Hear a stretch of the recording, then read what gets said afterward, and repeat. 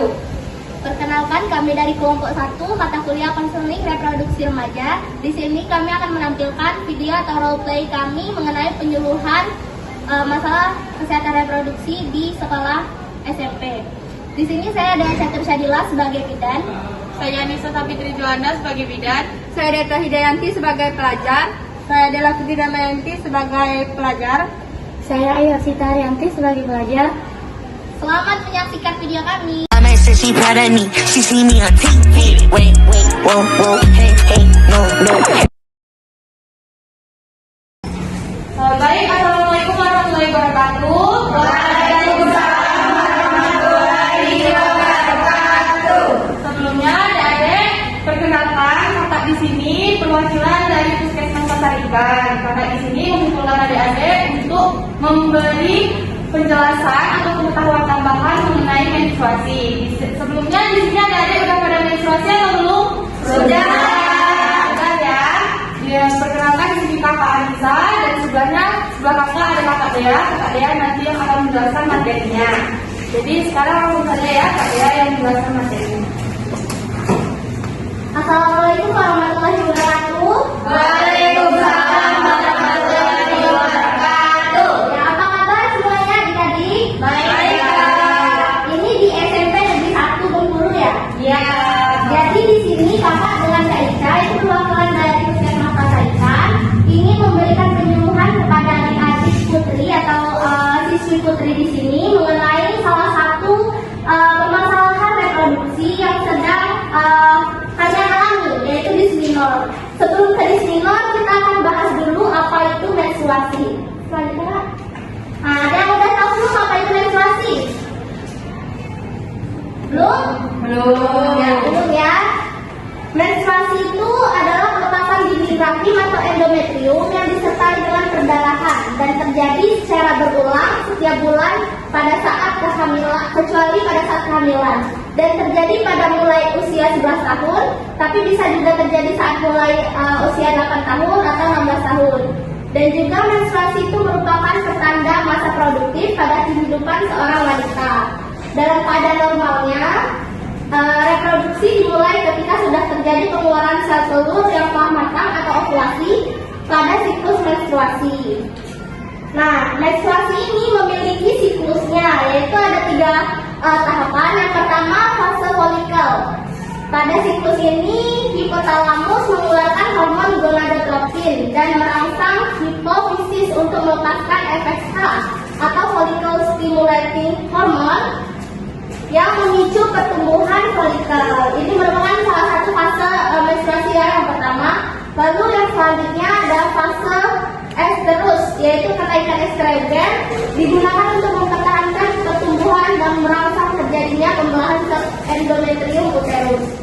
Selanjutnya ada fase luteal, yaitu fase ini uterus menerima dan memberi sel telur yang telah dibuahi atau zigot itu tempat di endometrium. Lalu yang terakhir fase menstruasi, apabila zigot atau sel telur yang tidak dibuahi tadi maka akan keluar dan meluruh bersama dinding endometrium beserta darah. Itulah yang disebut dengan menstruasi. Selanjutnya, nah di sini baru kita masuk apa itu disminor.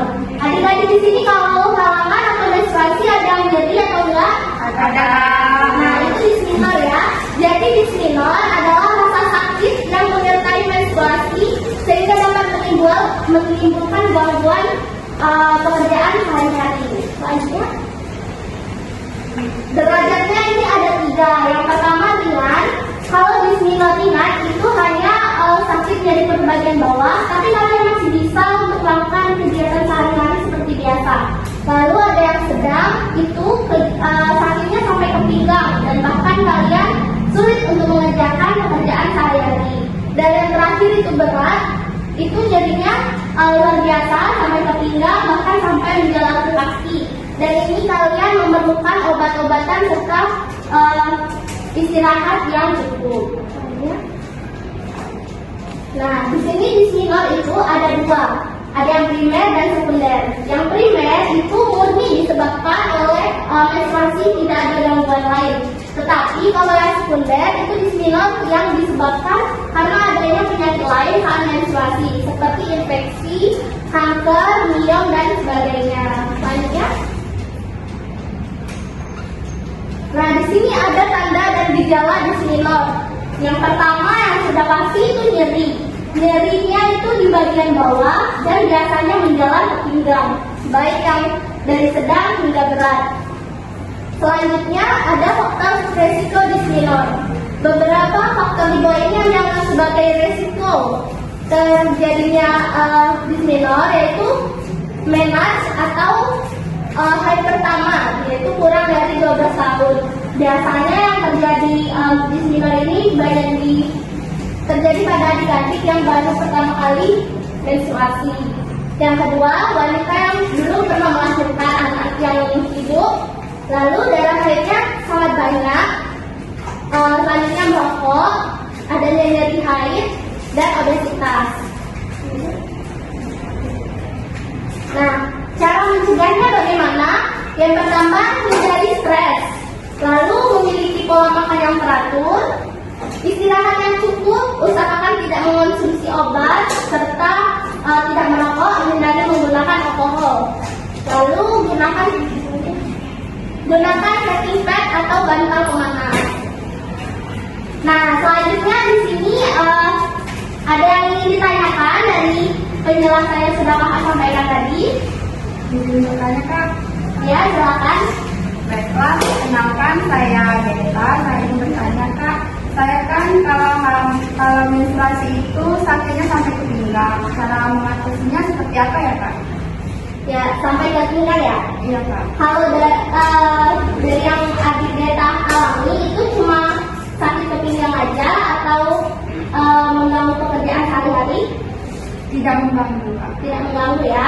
Kalau disebabkan oleh menstruasi, terjadinya awal menstruasi atau beberapa hari saat menstruasi itu merupakan hal yang normal ya. Tapi kalau nyerinya dari bagian bawah sampai ke pinggang, tetapi di luar menstruasi itu masuk ke disminor sekunder karena itu bukan murni disebabkan oleh menstruasi. Dan kalau itu terjadi yang sekunder tadi, adik harus periksa ke fasilitas kesehatan terdekat. Namun kalau terjadinya pada awal-awal menstruasi itu hal yang normal ya. Makasih Kak.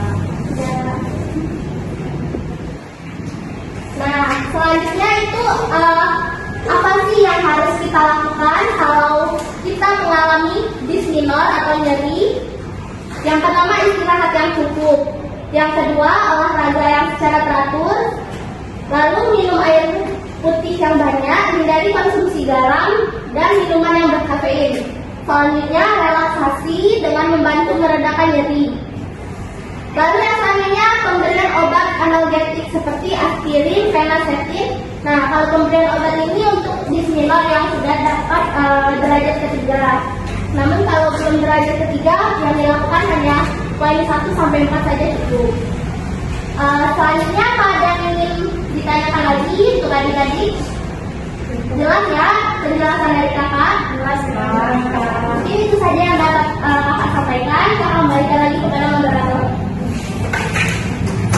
Baik adik-adik, itu tadi sudah dijelaskan semuanya oleh Kak Dea. Di sini adik-adik sudah jelas? Sudah. Baik, kalau gitu kakak kami untuk undur diri. Terima kasih sudah berpartisipasi. Kakak Afi, wassalamualaikum warahmatullahi wabarakatuh. Waalaikumsalam warahmatullahi wabarakatuh. Itulah video atau roleplay dari kelompok kami. Terima kasih.